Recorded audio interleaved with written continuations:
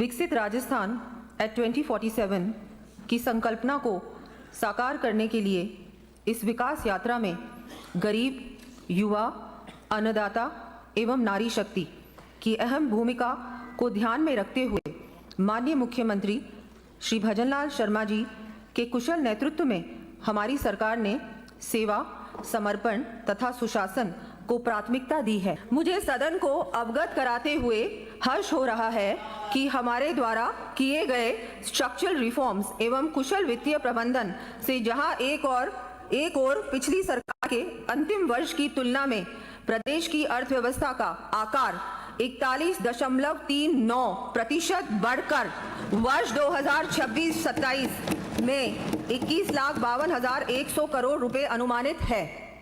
वहीं दूसरी ओर प्रति व्यक्ति आय भी 1,67,000 रुपए से बढ़कर उल्लेखनीय वृद्धि के साथ वर्ष 2025-26 की समाप्ति पर 2,02,349 रुपए तक पहुंच जाएगी। विकसित राजस्थान एट 2047 के विजन को साकार करने के उद्देश्य से तैयार किया गया है। ये बजट प्रदेश को संकल्प से सिद्धि, नियत से नीति तथा आकांक्षा से उपलब्धि की ओर अग्रसर करने वाला बजट है।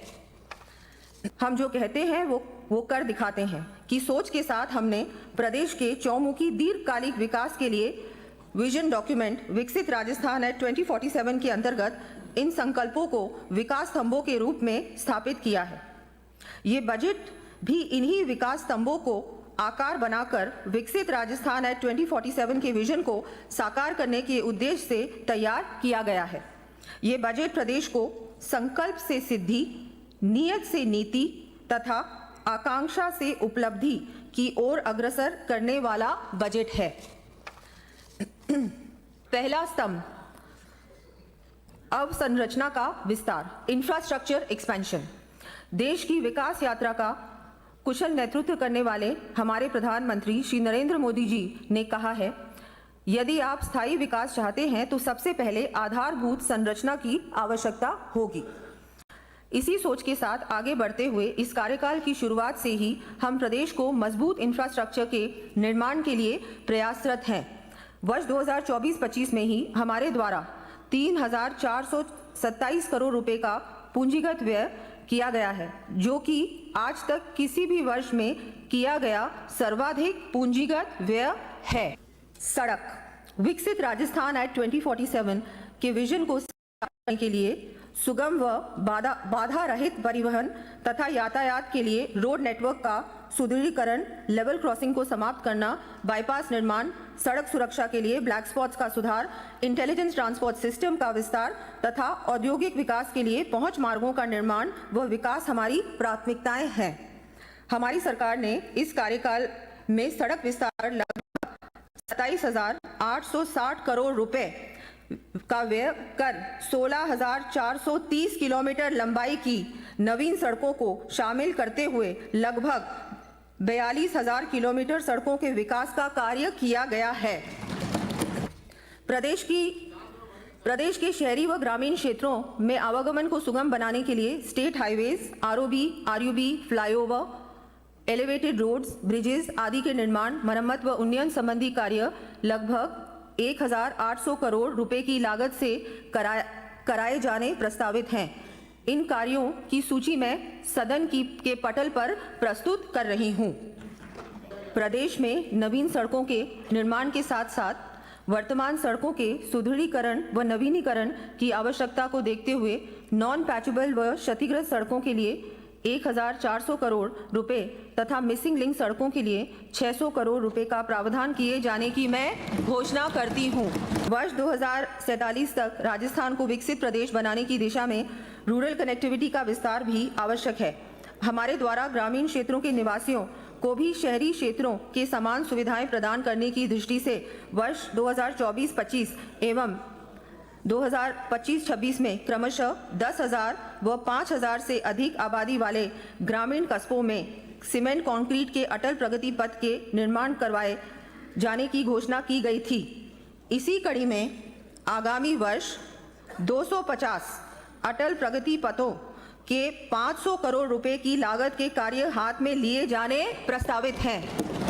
प्रदेश में तीव्र औद्योगिक विकास के लिए धर्मपुरा बाड़मेर, मसूदा ब्यावर, कन्याखेड़ी भीलवाड़ा सहित विभिन्न औद्योगिक क्षेत्रों एवं लॉजिस्टिक पार्क्स के पहुंच मार्गों के विकास के लिए 400 करोड़ रुपए का व्यय किया जाना प्रस्तावित है। प्रदेश में अत्यधिक वर्षा के कारण क्षतिग्रस्त हुई पुलिया व सड़कों की मरम्मत एवं पुनर्निर्माण हेतु हमारे द्वारा वर्ष 2025-26 में 800 करोड़ रुपए की राशि के कार्य स्वीकृत किए गए हैं। इसी कड़ी में आगामी वर्ष भी मॉनसून उपरांत सड़कों की मरम्मत के लिए 500 करोड़ रुपए का प्रावधान किया जाना प्रस्तावित है। राज्य में सड़क तंत्र को सुदृढ़ करने की दृष्टि से हमारे द्वारा 2 वर्षों में 5000 किलोमीटर लंबाई से अधिक की सड़कों को मुख्य जिला सड़कों में क्रमोन्नत किया जा चुका है। इसी क्रम को आगे बढ़ाते हुए आगामी 2 वर्षों में 1000 किलोमीटर लंबाई से अधिक की सड़कों को राजमार्गों में एवं 2000 लंबाई से अधिक की सड़कों को मुख्य जिला मार्गों में क्रमोन्नत किए जाने की मैं घोषणा करती हूँ। राष्ट्रीय राज्य राजमार्गों एवं शहरों में सुदृढ़ इंटेलिजेंट ट्रैफिक मैनेजमेंट सिस्टम के लिए चरणबद्ध रूप से लगभग 2000 कैमरे 100 करोड़ रुपए की लागत से स्थापित किए जाएंगे।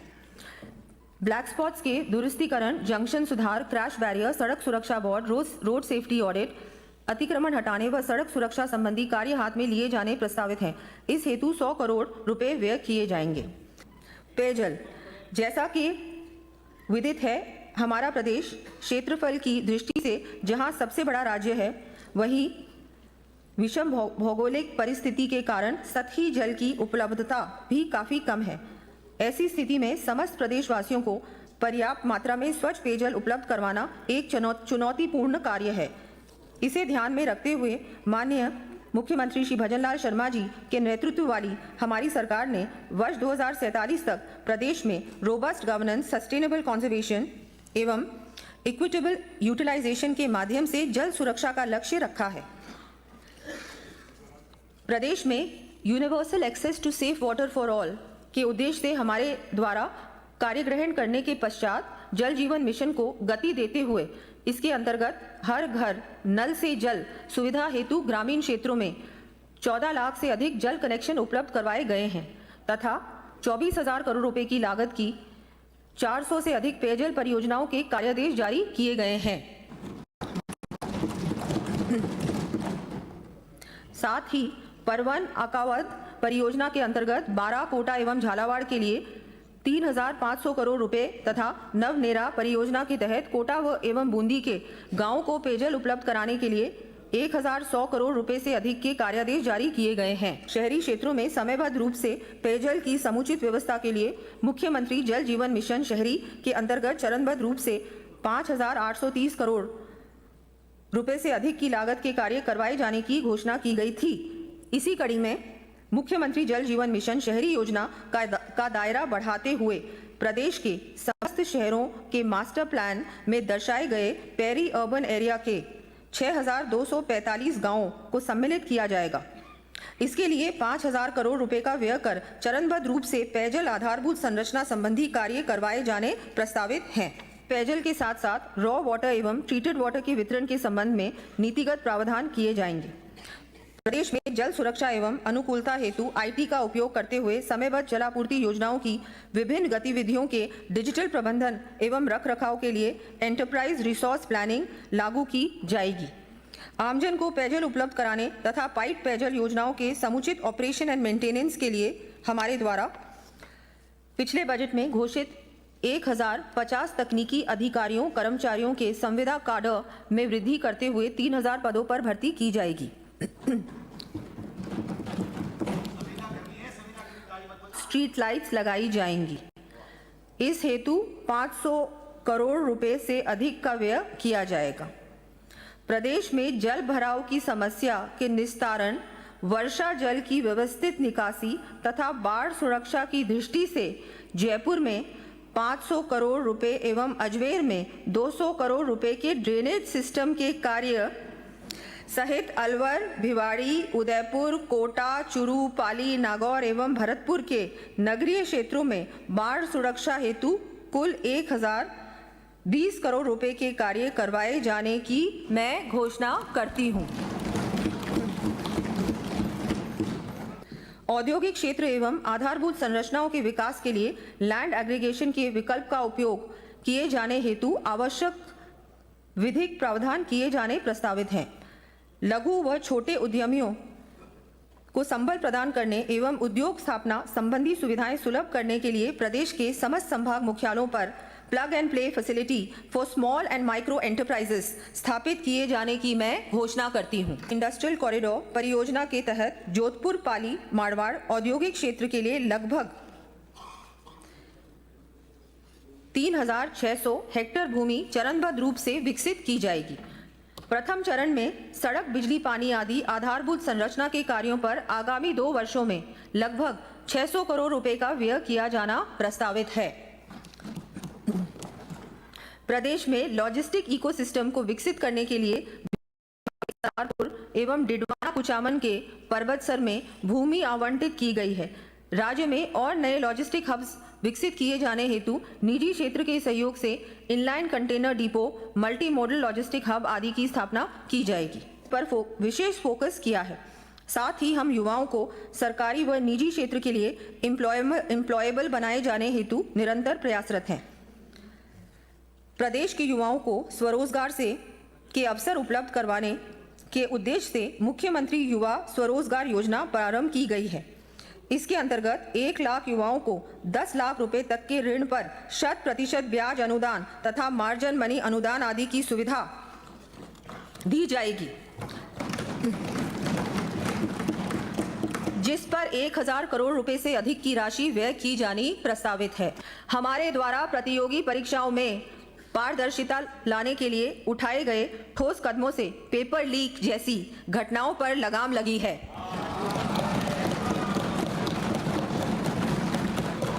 जिससे युवाओं में नई आशा का संचार हुआ है, माननीय सदस्य। प्रदेश में राजस्थान स्टेट टेस्टिंग एजेंसी की स्थापना किए जाने की मैं घोषणा करती हूं। साथ ही हमारे द्वारा घोषित एवं प्रक्रियाधीन भर्ती परीक्षाएं बड़े पैमाने पर निर्बाध एवं समयबद्ध रूप से सप्ताह के सभी दिवसों में हो सके, इसके लिए ऑनलाइन टेस्टिंग सुविधा युक्त टेस्ट सेंटर्स का निर्माण भी किया जाएगा। अन्य सुविधाएं भी विकसित की जाएंगी। इन संस्थानों सुविधाओं की सूची मैं सदन के पटल पर प्रस्तुत कर रही हूं। प्रदेश में स्किलिंग इकोसिस्टम को मजबूत बनाने, गुणवत्तापूर्ण प्रशिक्षण देने तथा युवाओं के कौशल विकास के साथ ही उन्हें एम्प्लॉयबल बनाए जाने के उद्देश्य से राज्य में पहली बार outcome based skill impact bond लाया जाएगा। इसके तहत प्लेसमेंट आधारित मापदंड पूरे होने पर भुगतान किया जाएगा। हॉस्पिटैलिटी, आईटी व स्वास्थ्य सेवाओं जैसे कस्टमर सेंट्रिक क्षेत्रों में वैश्विक अवसरों हेतु तैयार करने के लिए 1000 युवाओं को अंग्रेजी, जापानीज, फ्रेंच, जर्मन व कोरियन भाषा में प्रशिक्षण की सुविधा दी जाएगी। नवीन कलेवर में career counselling, smart boards, VC setup तथा बिल्डिंग एज लर्निंग एड जैसी आधुनिक सुविधा आधारित गुणवत्तापूर्ण शिक्षा प्रदान किए जाने की दृष्टि से 400 विद्यालयों को चरणबद्ध रूप से CM rise Rajasthan innovative school of excellence स्कूलों में क्रमोन्नत किए जाने की मैं घोषणा करती हूं। इस पर 1000 करोड़ रुपए का व्यय किया जाएगा। सड़क दुर्घटना, प्रसूति, हार्ट अटैक जैसी आपात स्थितियों में मरीजों को त्वरित उपचार मिल सके, इसके लिए राज्य सुरक्षा Rajasthan system for urgent response, accident stabilisation and hospital access योजना लागू किए जाने की मैं घोषणा करती हूं। इस योजना के अंतर्गत निकटतम चिकित्सा संस्थानों एवं उपलब्ध मेडिकल सुविधाओं की सटीक जानकारी व परामर्श दिए जाने की दृष्टि से 24/7 क्रिटिकल केयर कमांड सेंटर की स्थापना की जाएगी। साथ ही निकटतम उपलब्ध चिकित्सकों संस्थानों की रिपोजिटरी भी बनाई जाएगी। गंभीर दुर्घटना प्रकरणों के लिए राष्ट्रीय स्तर के विशेषज्ञों से स्थानीय डॉक्टर्स को लाइव कंसल्टेशन की सुविधा उपलब्ध करवाई जाएगी। स्थानीय स्तर पर ही हृदय गांठ की समय पर पहचान कर रोगियों का जीवन बचाया जा सके, इसके लिए सीएचसी पर ही ईसीजी, टेली ईसीजी, थ्रोम्बोलिसिस की सुविधाएं उपलब्ध कराई जाएंगी। प्रदेश में महिला उद्यमिता को बढ़ावा देने की दृष्टि से मुख्यमंत्री नारी शक्ति उद्यम प्रोत्साहन योजना के अंतर्गत महिला एसएचजी को दिए जाने वाले ऋण की सीमा 50 लाख रुपए से बढ़ाकर 1 करोड़ रुपए किए जाने की मैं घोषणा करती हूं। प्रदेश की समस्त ग्राम पंचायतों में आंगनबाड़ी केंद्रों व स्कूलों में मिड डे मील के लिए स्थानीय स्तर पर फल, सब्जी आदि उपलब्ध कराने के साथ साथ महिला एसएचजीज के आजीविका संवर्धन की दृष्टि से 11,000 अमृत पोषण वाटिकाओं का निर्माण किए जाने की मैं घोषणा करती हूं। वरिष्ठ नागरिक तीर्थ यात्रा योजना के अंतर्गत आगामी वर्ष 6,000 वरिष्ठ जन को हवाई मार्ग से पशुपतिनाथ काठमांडू तथा 50,000 वरिष्ठ जन को एसी ट्रेन से विभिन्न तीर्थ स्थलों की यात्रा करवाई जानी प्रस्तावित है। डिजिटल नवाचारों को बढ़ावा देने हेतु स्टेट डेटा सेंटर की विभिन्न सुविधाओं जैसे को location, cloud storage, backup, cyber security आदि सेवाओं को स्टार्टअप्स, एमएसएमई एवं नागरिकों को किफायती दर पर उपलब्ध कराने हेतु डिजिटल इंफ्रास्ट्रक्चर फैसिलिटेशन पॉलिसी लाई जाएगी। प्रदेश में आपदा प्रबंधन, शहरी नियोजन, कृषि एवं पर्यावरण निगरानी जैसे क्षेत्रों में निर्णय क्षमता संवर्धन के लिए जियो स्पेशियल पॉलिसी लाई जाएगी। आज के परिवेश में नीति निर्माण में डेटा की महत्वपूर्ण भूमिका को ध्यान में रखते हुए रिजल्ट ओरिएंटेड जन कल्याणकारी योजनाओं की संरचना व एविडेंस बेस्ड नीति निर्माण के लिए dedicated data and policy strategy unit CM Praman policy research and analytics for measurable action and nexus स्थापित किया जाना प्रस्तावित है। आगामी वर्ष इसके सुदृढ़ीकरण व अन्य सुविधाएं विकसित करने हेतु 10 करोड़ रुपए की राशि व्यय की जाएगी। हमारे द्वारा ईज ऑफ लिविंग तथा ईज ऑफ डूइंग बिजनेस की दृष्टि से दंड के स्थान पर न्याय एवं विश्वास आधारित रेगुलेटरी वातावरण को बढ़ावा देने के लिए राजस्थान जन विश्वास अध्यादेश 2025 लाया गया है। इसी कड़ी में सुशासन व जन सहभागिता में वृद्धि किए जाने के लिए नेक्स्ट जनरेशन रिफॉर्म्स के रूप में राजस्थान जन विश्वास अधिनियम 2.0 लाया जाना प्रस्तावित है। प्रदेश में कृषि, औद्योगिक निरीक्षण, निगरानी, आपदा प्रबंधन और स्वास्थ्य सेवाओं सहित विभिन्न क्षेत्रों में ड्रोन के उपयोग को बढ़ावा देने के लिए ड्रोन पॉलिसी बनाई जाएगी। साथ ही बेहतर कार्य योजना व प्रबंधन के लिए स्टेट ड्रोन सेल का गठन कर AIML बेस्ड डेटा रिपोजिटरी भी बनाई जाएगी। विकसित राजस्थान एट 2047 के संकल्प के अनुरूप सरकारी स्वामित्व की बंजर, चारागाह, बिहड़, चरनोट, शामलात भूमियों का उपयोग सहित विवरण उपलब्ध हो सके, इस हेतु GIS आधारित डिजिटल रिकॉर्ड तैयार कर रियल टाइम अपडेट करने के लिए मरुधरा राजभूमि डिजिटल एटलस बनाया जाना प्रस्तावित है। ईज ऑफ डूइंग बिजनेस की दृष्टि से सरकारी खरीद में पारदर्शिता एवं प्रतियोगिता सुनिश्चित किए जाने के साथ ही राजकोष के जनहित में सर्वोत्तम उपयोग के लिए आगामी वर्ष सिंगल होलिस्टिक प्रोक्योरमेंट पोर्टल शुरू किया जाना प्रस्तावित है। साथ ही कंपेटिटिव रेट्स प्राप्त करने के लिए रिवर्स ऑक्शन का भी प्रावधान किया जाएगा। सार्वजनिक कार्यों की तीव्र क्रियान्विति हेतु प्रदेश के उद्यमियों को राजकीय क्रय के वर्क ऑर्डर के विरुद्ध वर्किंग कैपिटल के लिए बैंकों, NBFC से उचित दरों पर ऋण उपलब्ध कराए जाने की सुविधा दी जाएगी। आत्मनिर्भर भारत की दिशा में कार्य करते हुए राज्य में किए जाने वाले पब्लिक प्रोक्योरमेंट में देश में निर्मित गुड्स एंड सर्विसेज को प्राथमिकता दी जाएगी।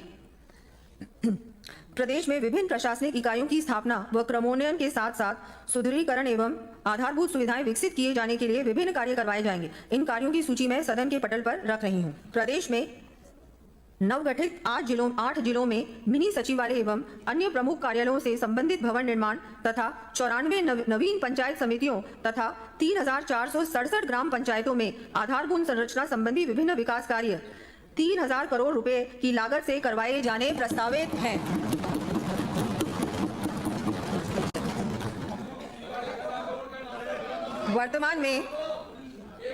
वर्तमान में प्रदेश के आदिवासी बाहुल्य जिलों यथा डूंगरपुर, बांसवाड़ा सहित अन्य जिलों के राजस्थान ग्रामदानी अधिनियम से शासित गांवों के किसानों के नाम राजस्व रिकॉर्ड में अंकित नहीं होते हैं, जिससे उन्हें विभिन्न सरकारी योजनाओं, बैंक ऋण आदि का लाभ नहीं मिल पाता है।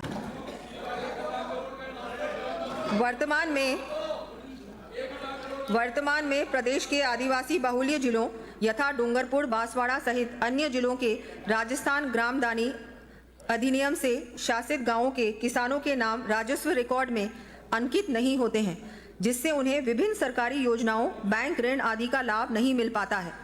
बदली हुई आर्थिक एवं सामाजिक परिस्थितियों के दृष्टिगत इस अधिनियम में संशोधन कर इन गांवों के किसानों को खातेदारी अधिकार के लाभ प्रदान किए जाने प्रस्तावित हैं। इसी कड़ी में भ्रष्टाचारियों के विरुद्ध एसीबी की ट्रैप कार्रवाइयां सफल किए जाने तथा परिवादियों को पूर्ण सहयोग दिए जाने की दृष्टि से रिवॉल्विंग फंड की राशि को 4 करोड़ रुपए से बढ़ाकर 7 करोड़ रुपए किया जाना प्रस्तावित है। आमजन को भय रहित सुरक्षित वातावरण मिल सके, इसके लिए पुलिस इकाइयों की स्थापना, क्रमोन्नयन के साथ साथ आधारभूत संरचना संबंधी विभिन्न कार्य कराए जाएंगे। इन कार्यों की सूची मैं सदन के पटल पर रख रही हूँ। आजकल डिजिटल अरेस्ट की काफी घटनाएं सामने आ रही हैं। आम नागरिकों को ऐसी घटनाओं से बचाने तथा प्रदेश में साइबर अपराधों पर नियंत्रण एवं रोकथाम के लिए Rajasthan cyber crime control centre R4C की स्थापना की जाएगी। साथ ही साइबर सुरक्षा संबंधी अन्य कार्य कराए जाने प्रस्तावित हैं। युवाओं को रोजगार देने के साथ साथ उनकी कम्युनिटी पुलिसिंग में सहभागिता बढ़ाए जाने के उद्देश्य से शहरी होमगार्ड वॉलंटियर्स की नफरी में 5,000 की वृद्धि की जानी प्रस्तावित है। न्यायिक तंत्र के विस्तार एवं सुदृढ़ीकरण के लिए विभिन्न न्यायालय खोले, क्रमोन्नत किए जाएंगे। इन न्यायालयों की सूची मैं सदन के पटल पर प्रस्तुत कर रही हूँ। आमजन को अपने घर से ही उपभोक्ता न्यायालय में उपस्थित होने के लिए राज्य एवं जिला उपभोक्ता आयोगों में वीडियो कॉन्फ्रेंसिंग की सुविधा प्रदान की जाएगी। प्रदेश में किराए के भवनों में संचालित 15 अभियोजन कार्यालयों के लिए भवन निर्माण कराया जाना प्रस्तावित है। राजकीय कार्यालयों में महिला कार्मिकों को तनाव मुक्त वातावरण उपलब्ध कराने के उद्देश्य से कार्यालय समय में उनके 6 माह से 6 वर्ष तक के बच्चों की देखभाल हेतु चरणबद्ध रूप से मुख्यमंत्री शिशु वात्सल्य सदन खोले जाएंगे। अर्थव्यवस्था का प्रमुख आधार रही है। पंडित दीनदयाल उपाध्याय जी ने कहा था, सच्ची प्रगति ग्रामीण एवं कृषि आधार को सुदृढ़ करने में निहित है। आज पंडित दीनदयाल उपाध्याय जी की पुण्यतिथि भी है। एकात्म मानववाद एवं समावेशी विकास का संदेश देने वाले इस महान व्यक्तित्व को नमन करते हुए सदन को आश्वस्त करना चाहूंगी कि हमारी सरकार भी गरीब और वंचितों के लिए इसी समर्पण भाव से कार्य करती रहेगी। हमारी सरकार वर्ष 2047 तक राजस्थान को टेक्नोलॉजी ड्रिवन अग्रणी कृषि शक्ति बनाए जाने के लिए प्रतिबद्ध है। इसी दिशा में कृषि विकास, कृषक कल्याण तथा अन्नदाता की आय में वृद्धि के उद्देश्य से हमारे द्वारा कृषि में आधुनिक तकनीकों के उपयोग, किसान भाइयों की क्षमता विकास, कृषि उत्पादों की प्रोसेसिंग एवं मार्केटिंग सुदृढ़ करने के लिए प्रभावी कदम उठाए जा रहे हैं। साथ ही सिंचाई, पशुधन व डेयरी क्षेत्र को भी सशक्त किया जा रहा है। सिंचाई, सम्मानित सदन को विदित है कि सीकर, झुंझुनू, चुरू एवं अन्य जिलों की पिछली 30 वर्षों से लंबित पेयजल एवं अन्य आवश्यकताओं की पूर्ति के लिए माननीय मुख्यमंत्री श्री भजनलाल शर्मा जी की पहल एवं केंद्र सरकार के सहयोग से हमारी सरकार ने हरियाणा से MOU कर प्रदेश को अपने हिस्से का पानी दिलाने का ऐतिहासिक कार्य किया है। स्थायी रूप से लाए गए गैर परिवहन वाहनों के पंजीकरण पर मोटर व्हीकल टैक्स में देय अधिकतम 25% छूट को बढ़ाते हुए 50% तक किए जाने की घोषणा करती हूँ। खान एवं पेट्रोलियम विभाग, खातेदारी भूमि तथा खनन पट्टों एवं क्वारी लाइसेंस के बीच स्थित क्रमशः 1 हेक्टेयर एवं 0.18 हेक्टेयर से कम सरकारी भूमि का खनन क्वारी प्रयोजनों के लिए आवंटन किए जाने का प्रावधान नहीं होने से इनका समुचित उपयोग नहीं हो पा रहा है। अब मैं ऐसी भूमियों के संबंध में खनन क्वारी प्रयोजनों हेतु आवंटन के प्रावधान किए जाने की घोषणा करती हूँ। विकसित राजस्थान एट 2047